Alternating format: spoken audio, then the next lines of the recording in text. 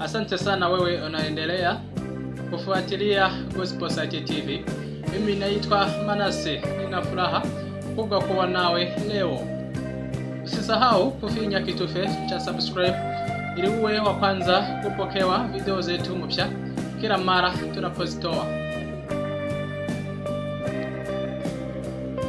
Kwa nini Wakenya wanampenda Israel Mbonyi na ushahidi wa mapenzi hayo? Katika kipindi cha hivi karibuni, jina la Israel Mbonyi limekuwa maarufu sana nchini Kenya. Wakenya wengi kutoka mijini hadi vijijini wanashindwa kujizura kumpenda mwanamuziki huyu wa Injili kutoka Rwanda. Ni ukweli usiopingika kwamba muziki wa Israel Mbonyi umekuwa sehemu ya maisha ya watu wengi nchini Kenya. Wimbo wake ukichezwa redioni, kwenye magari, makanisa au hata mitandaoni, watu husimama kwa heshima, wengine hulia, wengine husali na wengine hupaza sauti zao kuimba naye.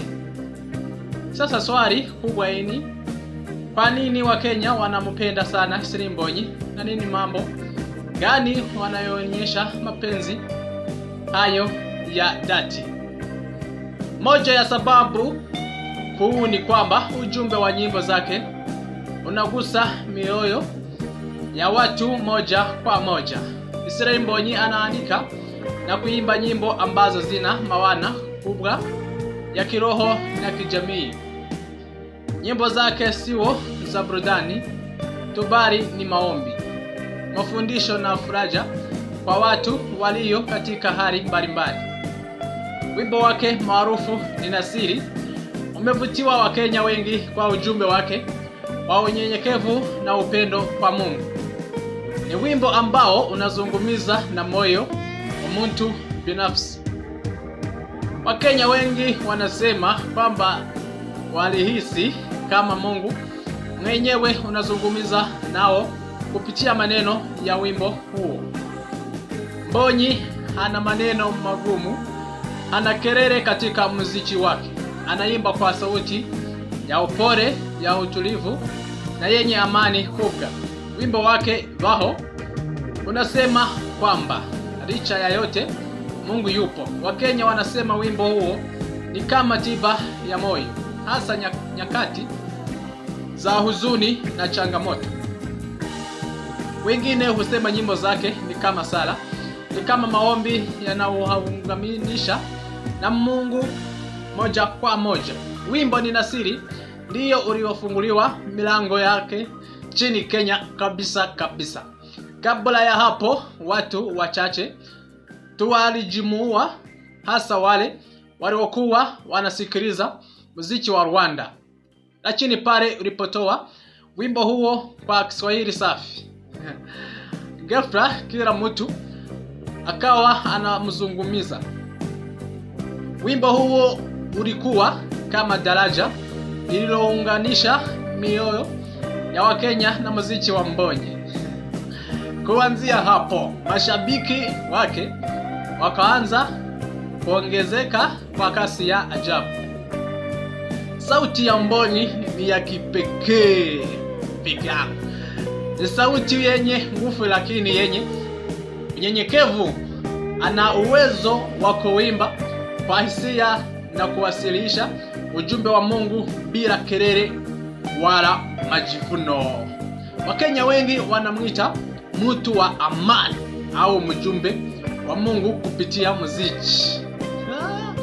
Wanapomsikiliza wanahisi utulivu wa ndani ambao ni nadra kuupata katika muziki wa kisasa.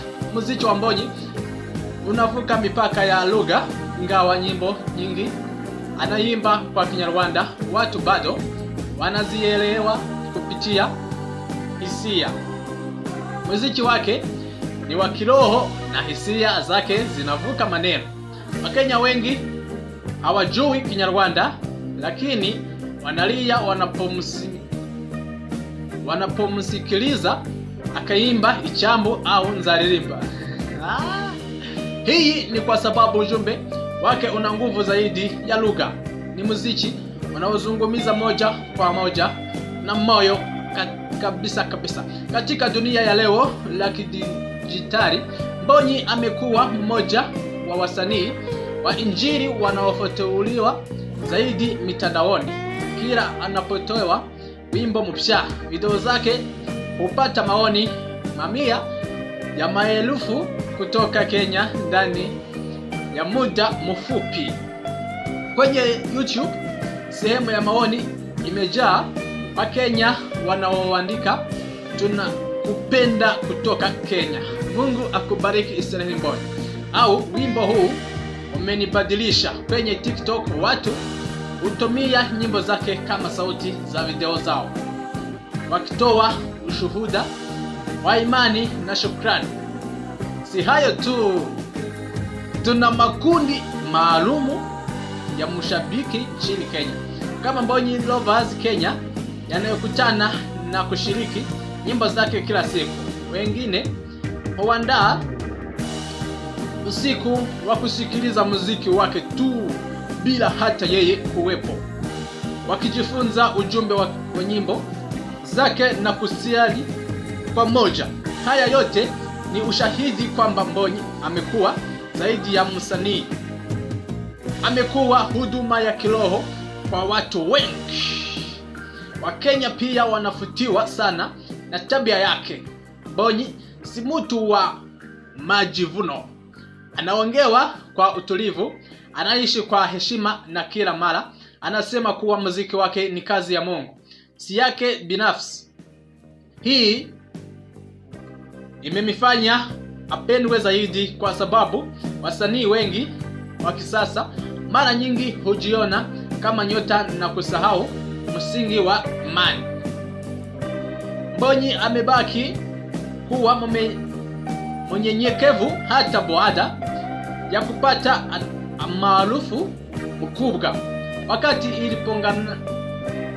Wakati ilipotangaza tamasha lake la kwanza jijini Nairobi, watu walijitokeza kwa wingi ajabu. Ukumbi ulijaa hata kabla hajapanda jukwaani.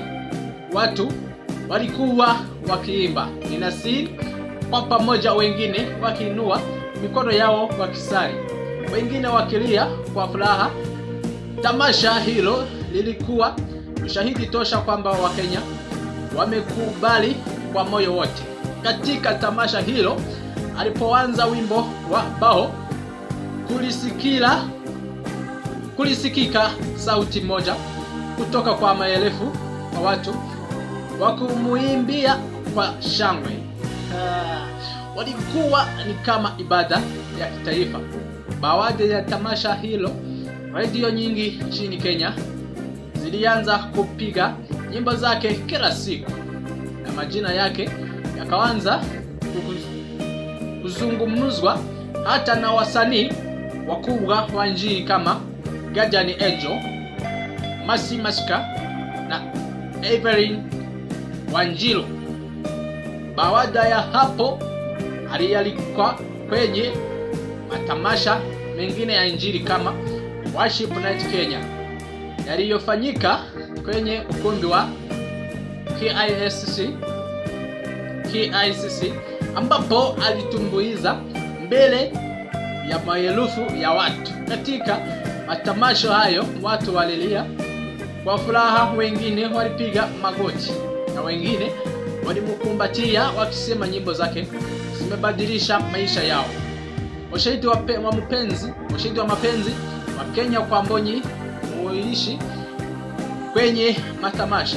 Kila anapotoa wimbo mpya ni kama sherehe nchini Kenya. Radio nyingi hutangaza Israel Mbonyi ametoa wimbo mpya.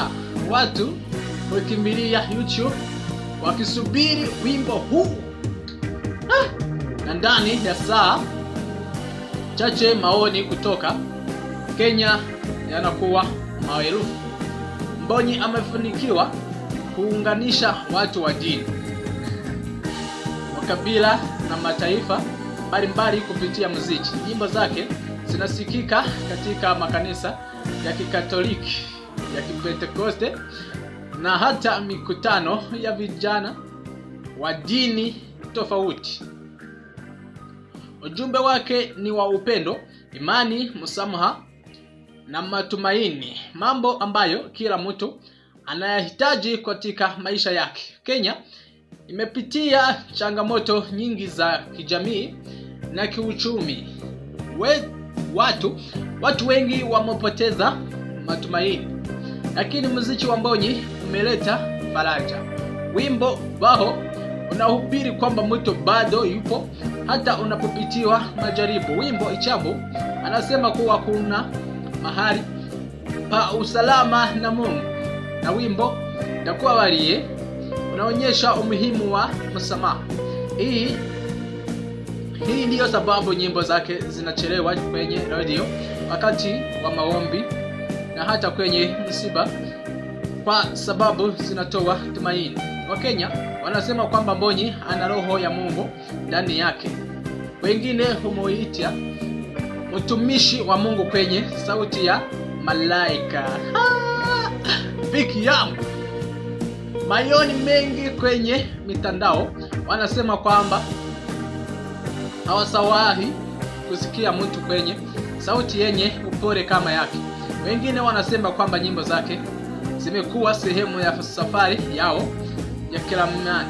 Wasanii wengi wa Kenya wamesema wazi kuwa wanamuona Mbonyi kama mfano wa kuigwa. Guardian Angel alisema katika mahojiano kwamba anapomsikiliza Mbonyi anahisi kama anasikia ujumbe wa Mungu moja kwa moja. Hata waimbaji kama Evelyn Wanjiru wameimba nyimbo zake kwenye makanisa wakisema zinagusa roho ya kila mtu. Ushahidi mwingine wa mapenzi ya Wakenya kwa Mbonyi anaonekana katika idadi ya watembeleaji wa kurasa zake za mitandao. Wakenya ndio kundi kubwa zaidi la mashabiki wanaomfuata kwenye YouTube na Facebook. Kila tangazo lake hata kama ni dogo hupata maoni mengi kutoka Kenya kuliko nchi nyingine yoyote. Ni vigumu kupata masanii wa injili kutoka nchi nyingine wanayopendwa kiasi hicho nchini Kenya. Wakenya wamemkubali kama mmoja wao. Wengine humuita Mbonyi wa Kenya, wengine wanasema Kenya ni nyumbani kwake la pili. Kwa wengi nyimbo zake ni kama sala za kila siku. Wanaanza siku yao wa kusikiliza ni siri au wao. Wengine husikiliza Ichambu kabla ya kulala. Muziki wake umeingia katika maisha yao kwa kina kiasi kwambia wamekuwa wakiishi nao kama sehemu ya imani yao. Tabia yake ya unyenyekevu, sauti yake yenye upole na ujumbe wake na kiroho vimechangia kwa kiasi kikubwa kupendwa kwake. Hakuna wimbo wake unaopoteza maana. Kila wimbo una ujumbe wa kipekee. Wakati mwingine unaimba kuhusu maumivu, wakati mwingine kuhusu imani, na wakati mwingine kuhusu msamaha. Lakini yote yana lengo moja, kumtukuza Mungu. Wakenya wanampenda kwa sababu muziki wake ni halisi. Ni muziki wa roho, sio wa biashara.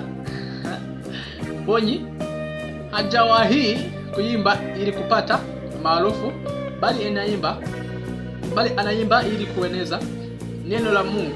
Hii imemfanya awe tofauti na wasanii wengine wengi. Kwa sasa nyimbo zake ni miongoni kwa kinazotazamwa zaidi kwenye YouTube katika eneo lote la Afrika Mashariki. ameweza kufungua njia mpya wa muziki wa Injili unaovutia watu wa kizazi kipya bila kupoteza maana yake ya kiroho. Wakenya wanamuona kama kioo cha imani, mfano wa msanii unayeishi kile anachoimba. Kwa hakika upendo wa Kenya kwa Israel Mbonyi ni wa kweli na wa kina, si kwa maneno tu bali kwa matendo.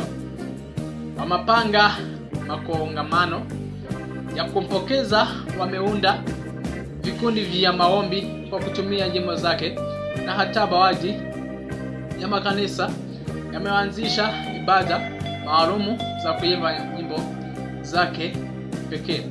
Mwishoni mwa yote haya ni waza kwamba Israel Mbonyi amekuwa zaidi ya mwanamuziki wa Kenya. Amekuwa rafiki, amekuwa kiongozi wa kiroho, amekuwa mfano wa imani. Muziki wake umeleta umoja, imani na utamaini katika mioyo ya watu wengi. Kwa Wakenya, Mbonyi si tu msanii kutoka Rwanda, ni sauti ya Mungu inayozungumza kwa lugha ya upendo. Nuru katika giza, ni faraja katika huzuni, ni tumaini katika majonzi. Kwa hakika Israel Mbonyi amebadilisha sura ya muziki wa Injili Afrika Mashariki, na Wakenya wamekuwa sehemu muhimu wa safari hiyo.